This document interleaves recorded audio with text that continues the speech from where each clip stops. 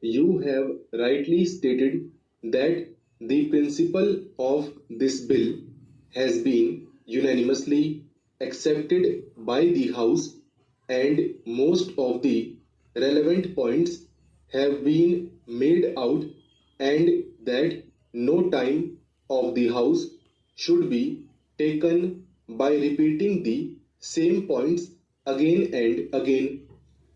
One of the points on which I want to lay stress, and which is being disputed again and again by the Treasury benches, is the question of cottage industries.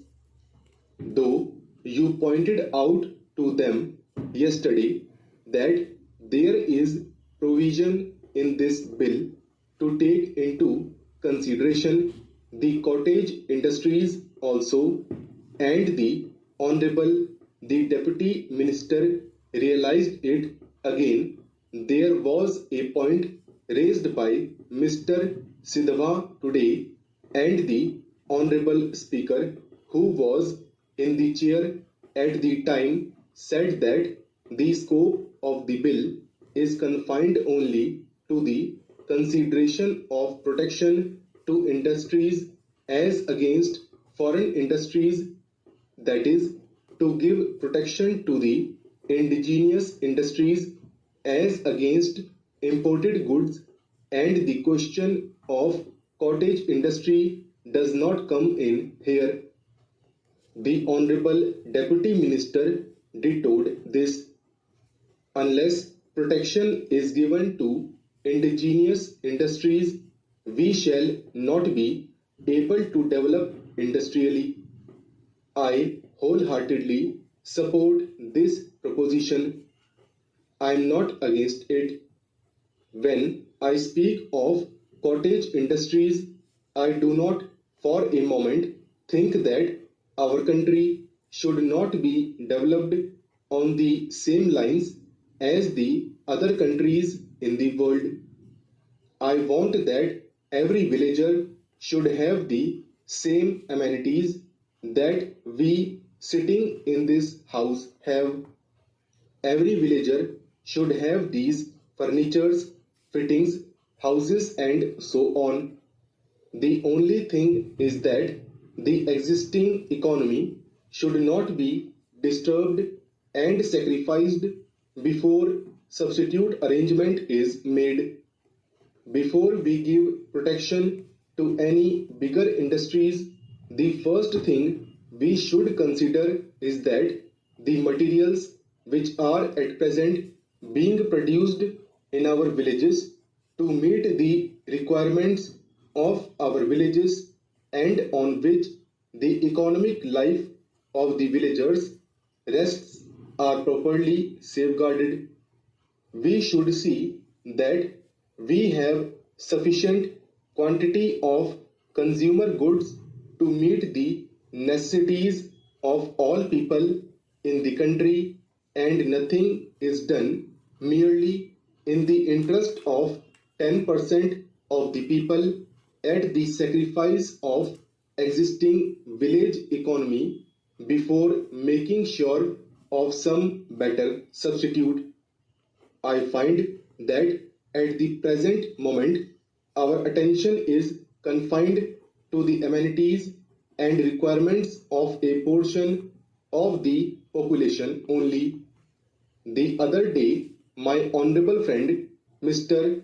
Krishnamachari, whom I regard as a great economist and who knows finance, etc., and looks to the interests of the country and gives very good advice, said that we do not want to go into medieval age, and the luxury of today is the necessity of today, and that few articles which we import today from many foreign countries, and the few industries which we are starting for recreation and amenities of the people should not be grudged.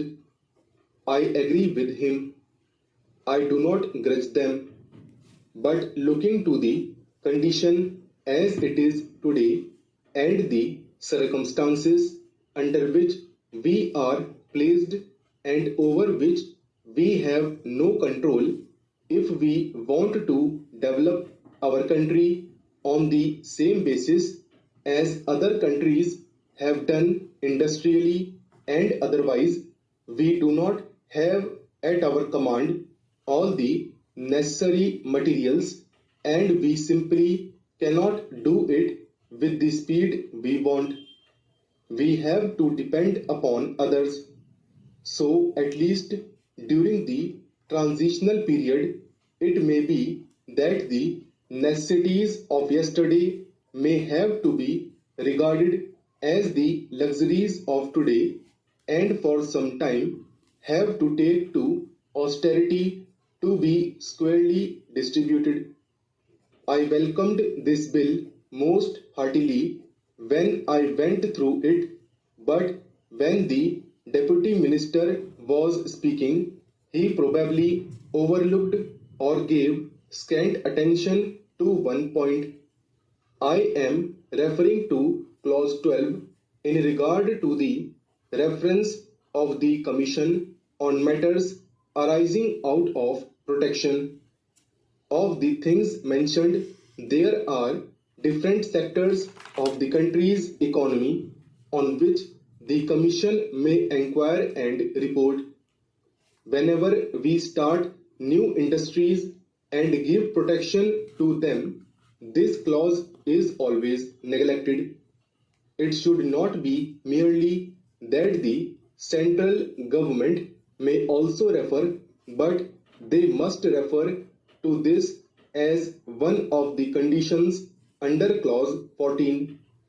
When the Fiscal Commission recommends that this tariff commission should take so many points into consideration, the different sectors of the country's economy must be one of the points that must be taken into consideration.